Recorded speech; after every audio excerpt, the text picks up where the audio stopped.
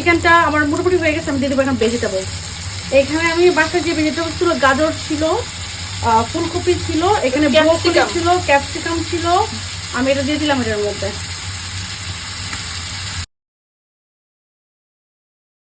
বইটাকে সুন্দর করে মিক্স করে নিব যেন এটার মধ্যে পুরো মশলাটা ঢুকে, গোলমরিচ সব এভরিথিং।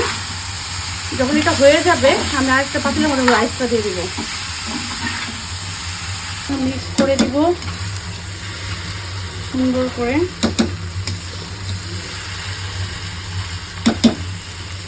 আমি একটু পরে একটু সয়া সস দিব এখানে, আর টমেটো সস দিব মিক্স করার পর।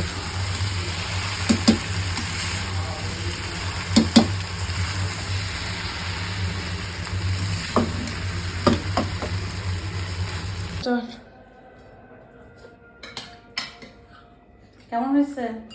এত কষ্ট করে বানাইছো, কষ্ট বিজয় যায় না, কষ্ট ভালো হয়েছে। নুডলস দিয়ে করলে বেশি ভালো লাগতো, কিন্তু আমি রাইস দিছি কেন, যেহেতু আমাদের সারাদিন রাইসটা খাওয়া হয় না, তারপরে ফ্যামিলি বড়।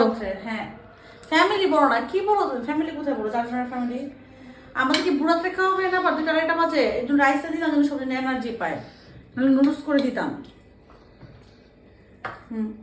আমরা রাইস নিয়ে এসে বসো।